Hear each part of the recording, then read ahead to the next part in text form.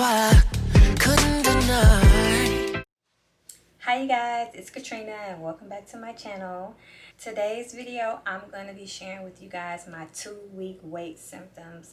I have been waiting for this moment since I started this cycle in my TTC journey, and it's finally here for me to be able to share with you guys.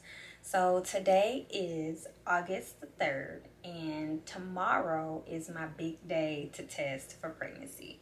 It is finally 9 DPO tomorrow, so I'm very excited about that. So I'm gonna go ahead and let you guys in on all the symptoms that I've been having, because it does sound very promising for tomorrow when I test.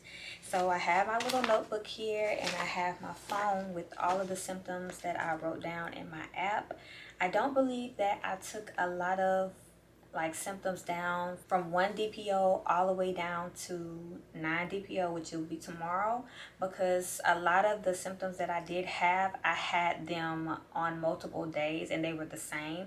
So I'm just gonna go over what I do have and let you guys know the specific symptoms, and we can go from there. The first couple of symptoms that I had on 1 DPO, I was at work that night and I started to feel mild bloating and also gassiness. I couldn't really distinguish between what was bloating and what was just gas. So it could have just been gas instead of bloating, because it was just a lot going on that particular night while I was at work.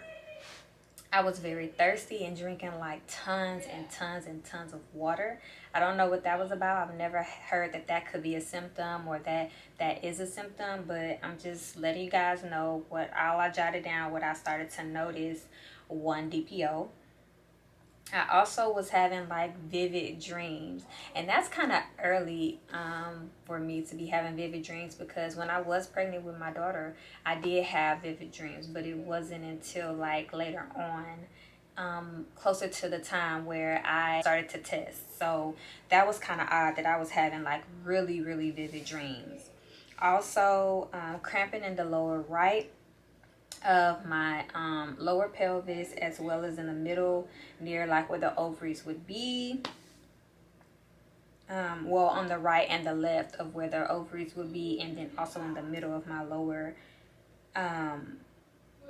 abdomen. It also says I had like what I would describe as vaginal fullness, and I think basically what I was trying to say is just kind of felt like something was there, and something was going on down there in the nether region. So, and I also had cramping and things just going on down there. Like it was very busy down there. So that's basically what I was feeling, and I was trying to describe it the best way I knew how so that I can remember.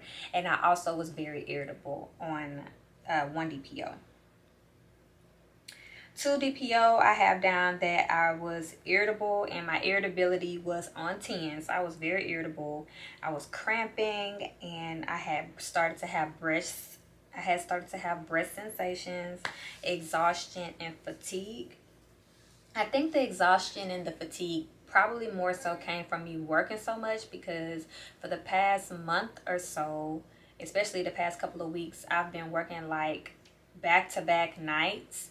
And I've been working full time since I have not been in school. So definitely could be because I'm just tired. You know, working overnight really takes a toll on your body, and it just kind of throws everything out of whack. So that's probably why I was experiencing some of these symptoms, like for real, because my body was just out of whack just working overnight so much. So that was, what did I say that was? 2 DPO, 3, no, 4, no. Okay, so the next time that I jotted some notes down for you guys was 5 DPO. And again, when I didn't jot down notes, it's because it was probably just redundant, the same symptoms, or sometimes no symptoms at all. Because I did experience a couple of times where I just didn't have anything, which I was kind of like, okay, what's going on here? Like, is this a bad thing or is this a good thing or what? But on 5 DPO, I said I experienced achy cramps on both sides of my lower pelvis near where the ovaries would be. a jumping sensation, like gas. So basically what I meant by that is like it was a lot of rumbling going on down, like, you know, when you're gassy, you can kind of feel the gas moving throughout your digestive system. That's what I was feeling. I was extremely gassy, and I can feel the movement of the air. Let's see. Okay, cycle day 5, cycle day 6. Okay, so cycle day 6, I noted that I had nether region soreness and achiness. Very, very sore, very achy. And that my nipples were slightly sore. Now, when I was pregnant with my daughter, that's the first thing that I noticed, that I knew, like, I'm pregnant, because that never happens. I never have sore nipples. I normally have sensations in my breast, sore achy breast, fullness of the breast, and that's also something that I had too. But those things also happen when I'm not pregnant. So, but the only thing that doesn't happen when I'm not pregnant is the sore, extremely sore nipples. Like, you can just blow a little hint of air and they're freaking hurting. They are hurting so bad. So that's definitely when I knew. So here on this particular day, they were slightly sore, but not alarmingly sore or achy. And then I haven't documented anything going forward. So today is 8 DPO. Tomorrow will be 9 DPO. And as of today, again, I didn't jot anything down, but I've still been experiencing the same thing. Cramping, a lot of achy soreness down in the nether region, and just a lot of busyness. It's very, very busy down in the nether region. So I am very, very hopeful that I am going to reap the outcome that I want to reap for this particular cycle.